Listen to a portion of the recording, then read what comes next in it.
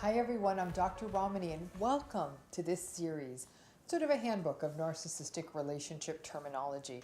This series is really meant to sort of bring everyone on the same page and create a sort of glossary of terms so everybody has a clear understanding of terms that are often used on online videos and in blogs and all of that. By understanding this, you might be in a better position to manage these relationships and have techniques to understand what you can do and also to better understand these patterns.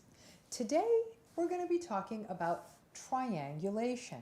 And before I get there, I'm always going to ask you, if you are enjoying this content, please hit the bell and subscribe to this so you can get regular notifications about us releasing not only episodes in this series, but all of our ongoing content. So let's talk about triangulation. Big word, means something actually pretty simple though. Triangulation is, in essence, it's a psychological threesome that you didn't consent to. It is one of the narcissist's favorite manipulations, and they use it to create chaos and harness that chaos to control a situation and the people in that situation. It's a bit like setting a fire and then being the hero that saves the day by putting it out and taking advantage of the chaos. The most simple and classical triangulation takes place in families, and especially families that have 2 or more children, though this can happen in only children families, but typically there's 2 or more kids. A narcissistic parent will often treat their children very differently. It's not unusual. A common dynamic would be one child is often treated as sort of the heir apparent, the crown prince or the crown princess, or something often called the golden child, while the other child is, relatively speaking, treated quite poorly. They're often insulted and scapegoated. The simple act of treating children and family members differently within a family is the most classical example of what we call triangulation. This dynamic, this triangulated dynamic, fosters alliances, relationships, connections between the narcissists and the people who are being split in different directions, and not surprisingly, it fosters mistrust between all the people in the family system, between all the people in the narcissist world, because they are all being given different versions of a story. The only one who holds the whole guidebook, the whole playbook as it were, is the narcissist. But all the versions of all the different stories leave the narcissist looking like the good guy or the good gal or the one who is sort of the puppet master who pulls all the strings.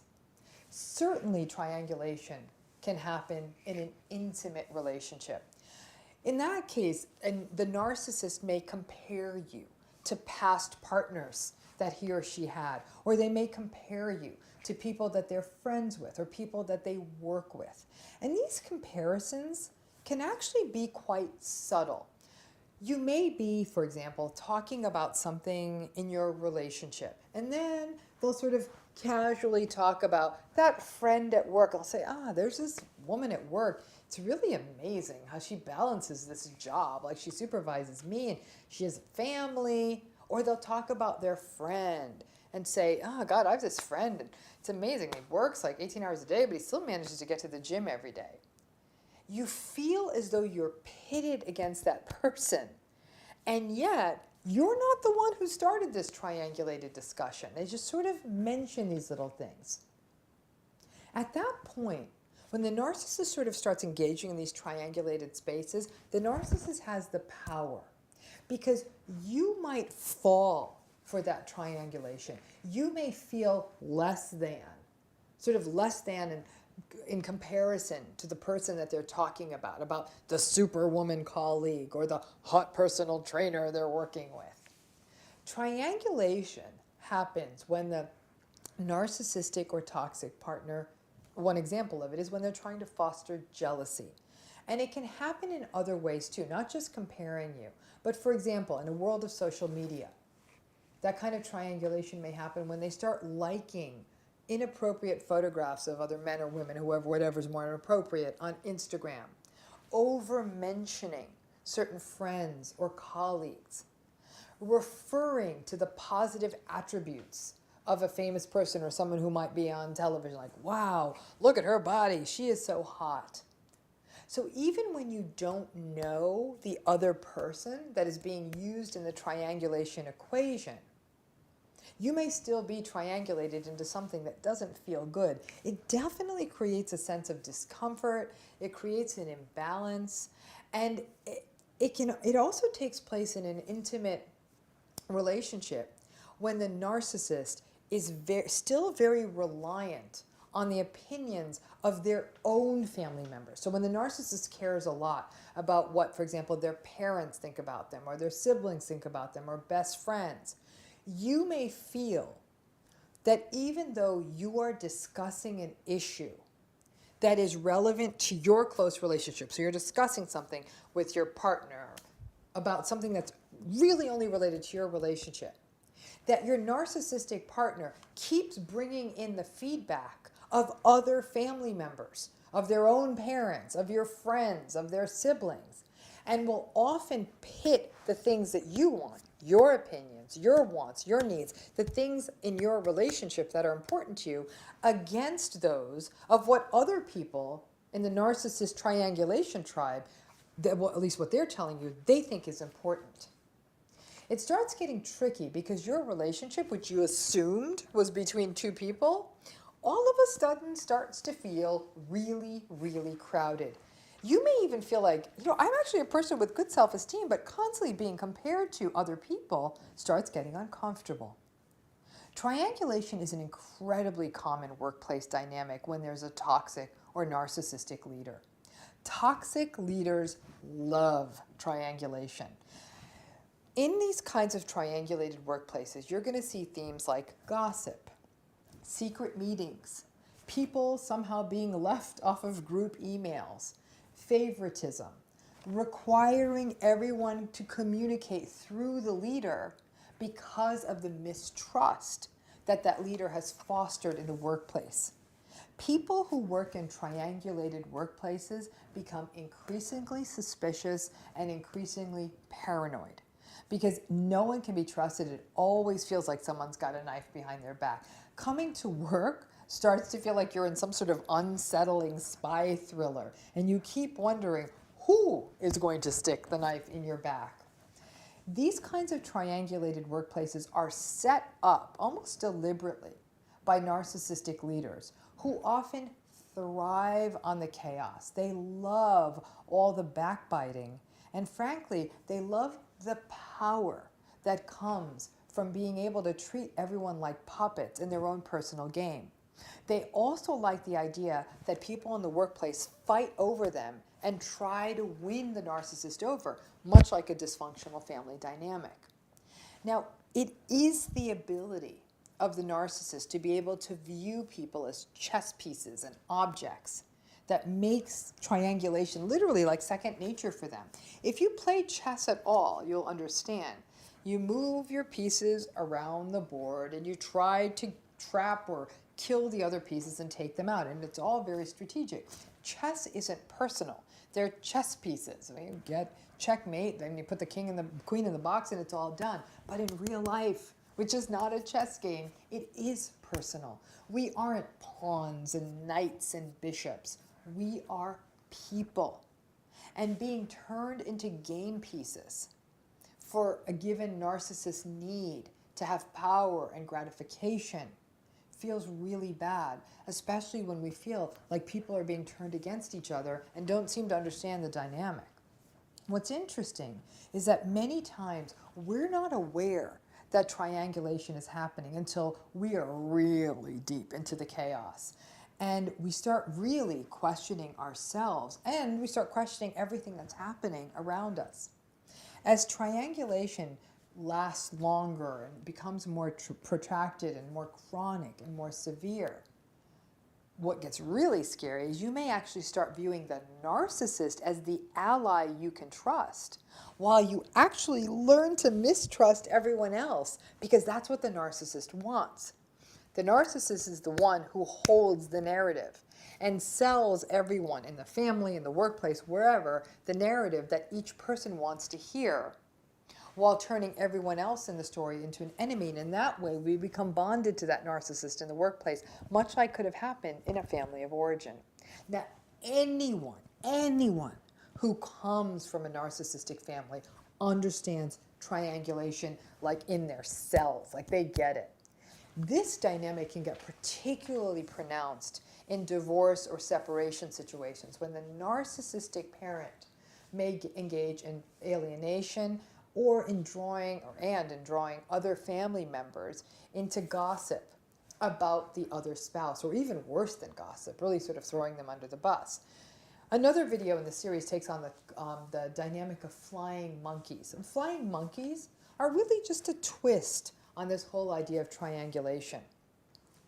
And in triangulation, what you see is a narcissist will recruit and brainwash family members who then believe the lies that the narcissistic individual is telling and turn against the narcissist's identified victim. This is usually the estranged spouse. And, as noted earlier in this video and in other family dynamics, it is those families in which the narcissistic parent treats their children in very different ways that's when you see the sort of infighting amongst the kids. Scapegoat, golden child, invisible child, that these kids infight to win over the narcissistic parent.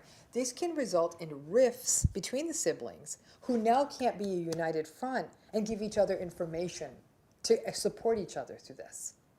Now, obviously, infidelity is a form of triangulation.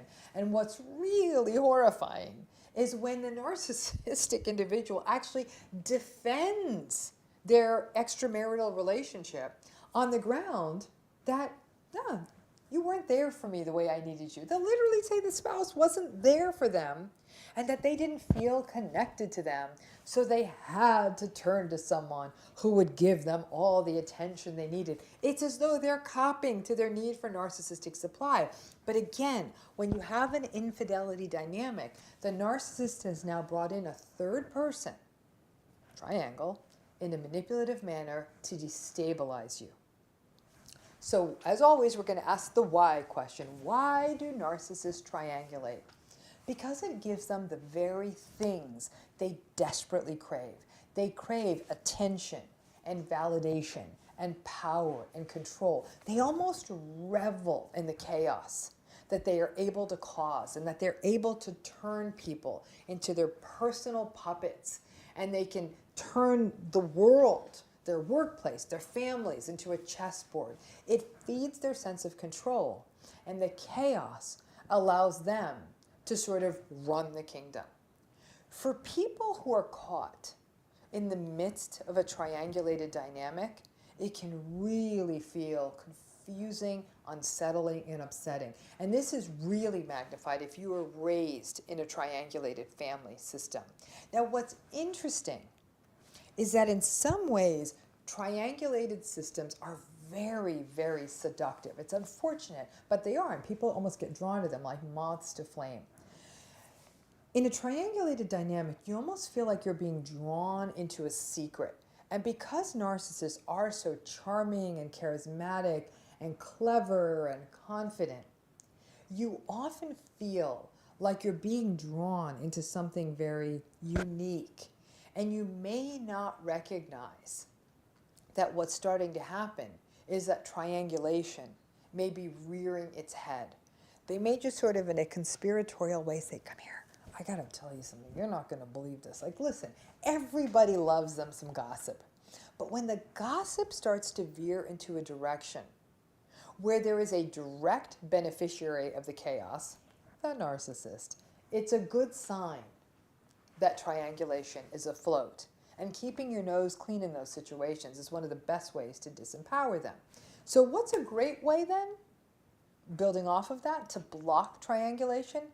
It's to not allow the narcissist to cause so much dissent in the ranks. And by that I mean, let's go back to the siblings. If the siblings could just band together against the narcissistic parent, or if the colleagues could band together against the narcissistic leader, or that you start to recognize that when your partner is trying to sort of sow the seeds of jealousy by talking about someone else, that you recognize, in all of those cases, that you recognize the game that is being played and ask yourself, is this really the dynamic that I want to get stuck into? This kind of gamesmanship is often something people are taught early in these triangulated dynamics.